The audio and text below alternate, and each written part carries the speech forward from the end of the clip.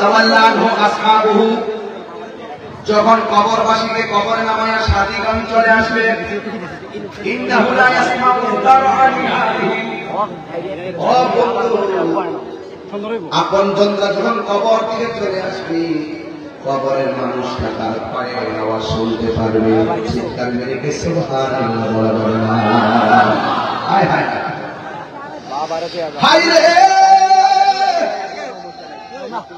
বেশি চিৎকার পারবো না, কণ্ঠ দেওয়ার মালিক হাজার হাজার মানুষ, কত সুন্দর বাঁশি, একটা বাঁশির সঙ্গে আরেকটা বাঁশির সুর মিলে না, কথা বলেন ঠিক কিনা?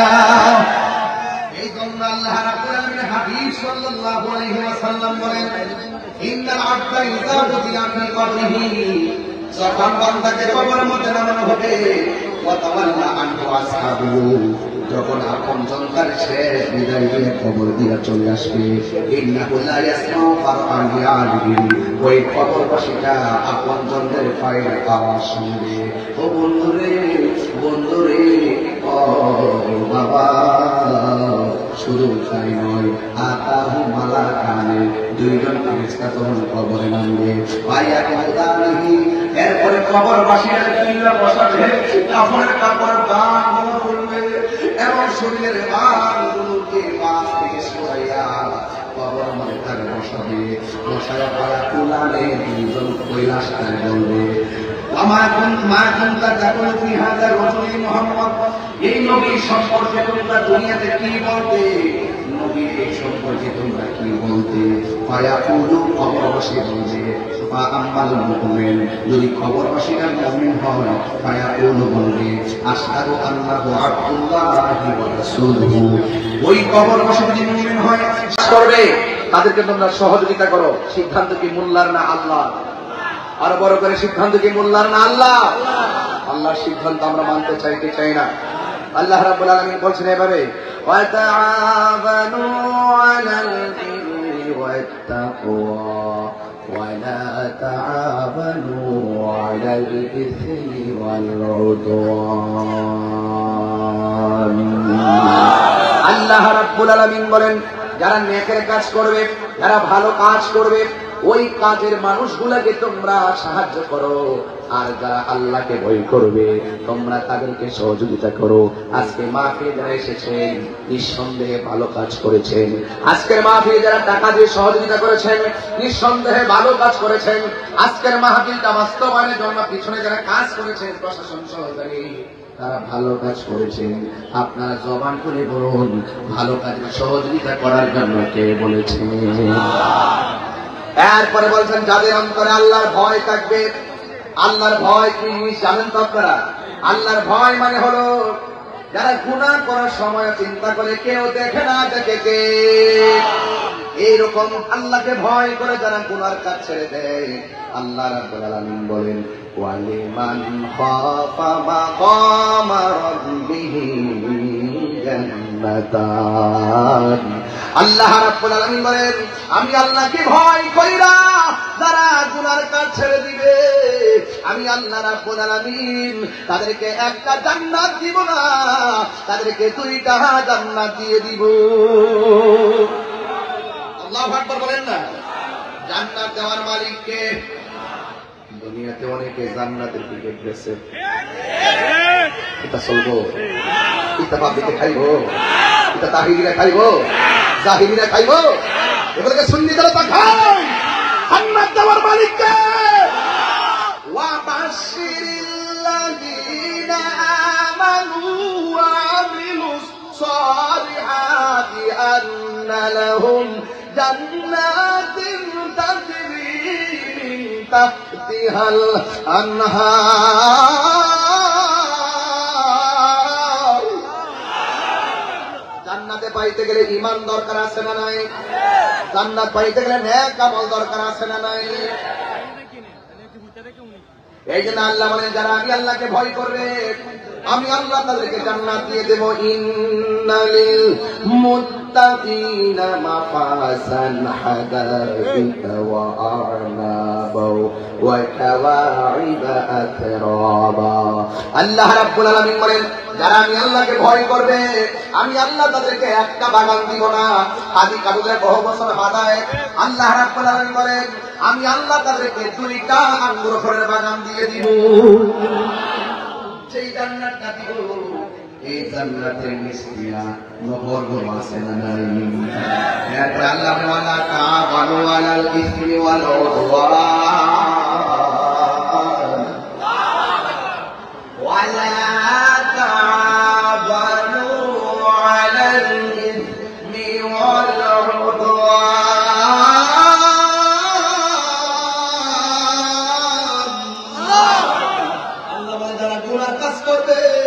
এদেরকে সহযোগিতা করা যাবে না যারা সীমা লঙ্ঘন করবে এদেরকে সহযোগিতা করা যাবে না যারা জেন্দ্র একটা মানুষ মারা যাওয়ার পরে কবরে দেওয়ার পর 14 দিন পরে কবর টিকা দিল্লা যেই মুসলমান ওই লাশের গায়ের মধ্যে আগুন ধরাইয়া দেয় এটা সীমা লঙ্ঘন আল্লাহ বলে ওয়ালা তাআওয়ানু আলাল ইসমি ওয়াল উদওয়ান যারা সীমা লঙ্ঘন করে এদেরকে সহযোগিতা করা যাবে না ঠিক কিনা বলে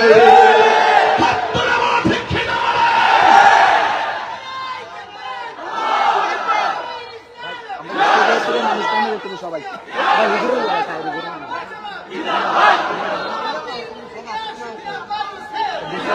সব নেমে দেখতে পাবো একজনের লেগে আরেকজন নেমে না ভাই নিচে নেমে দেখতে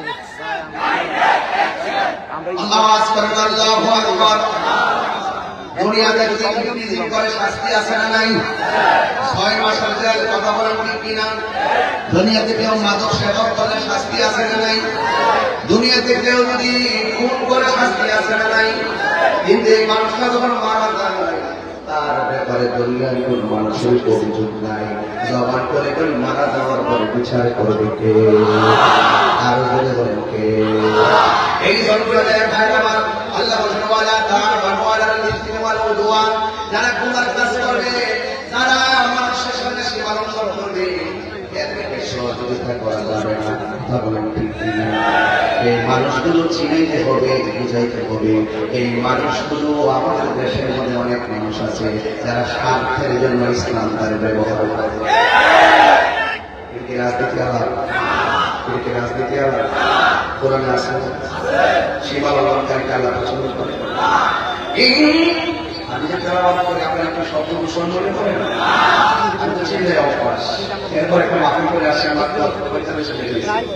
এরপর আমি বলতেছি আপনারা কি কষ্ট পাচ্ছেন আল্লাহকে সীমা লঙ্ঘনকারী করে দেখতে হবে শুনতে হবে আল্লাহ বলছেন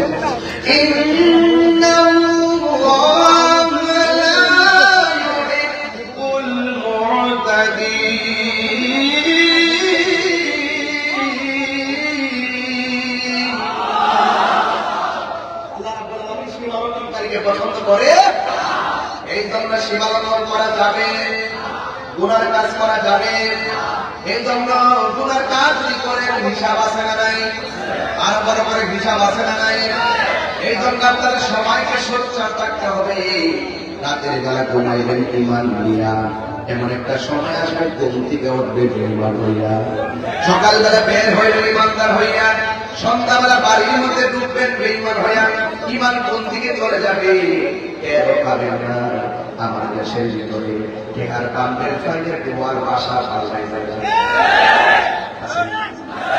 তাহিরের টেহারে আমি তাদেরকে ডলার দিয়ে কি কানা হবে না তাহিরে কি কেউ হক কথা গোপন করে হক কথা গোপন করে আওয়াজ করে বলে সেজদা দিলে কাকে আরে বলে তারা কাকে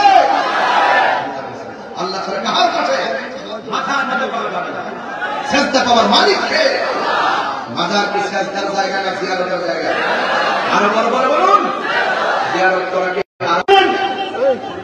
এগুলো সীমা লঙ্ঘন কথা এগুলো গুনার কথা কখনো নবীর সুন্নাত হারাম হতে পারে না কথা বলেন ঠিক কি না বলেন এই সমস্ত কথাগুলো বলে বলে প্রশাসন এটা তাইরুজুলের মোবাইল দিয়ে কথা বলি আমি পিছনে পুরো মাদার পুরারি এই টেক দিয়ে দিয়ে আমাদেরকে রাস্তায় গুরুত্বপূর্ণ জায়গা থেকে দূরে সরে রাখা হয়েছে আমি পরিষ্কার ভাষায় বলতে চাই গুরুত্বপূর্ণ ধর্মীয় সিদ্ধান্ত নিতে গেলে 75% সুফিবাদী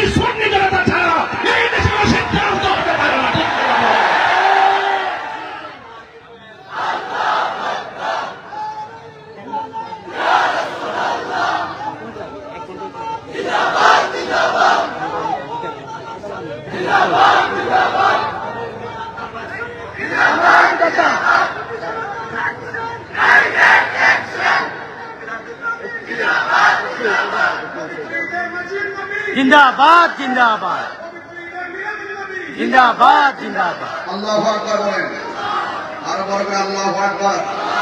অশান্তি না শান্তি? ইসলাম অর্থ কি? ইসলাম অর্থ কি? কবরে গেলে প্রশ্ন কয়টা হবে? আরো বড় করে বলেন, আরো বড় করে বলেন। আঙ্গুল তুল্লা বলে কয়টা প্রশ্ন করা হবে? হাত নামান। আমার বক্তব্য থেকে ব্যাখ্যা মনে করবেন না, আমি ব্যাখ্যামূলক কথা বলছি। যারা সীমা লঙ্ঘন করবে তাদেরকে সহযোগিতা করা যাবে। একটা হাদিস বলবো আপনাদের সামনে, অনেক বুঝে ফেলেন ইনশাআল্লাহ। আল্লাহ রাব্বুল আলামিনের হাবিব عن انس رضي الله تعالى عنه قال قال رسول الله صلى الله تعالى عليه وسلم ان العبد اذا بقي في قبره যখন মানুষকে কবরে নামানো হবে, বন্ধুরে যখন বান্দারে কবরে নামানো হবে, এই মানুষটা কি সহায় না অসহায়? আরো জোরে বল।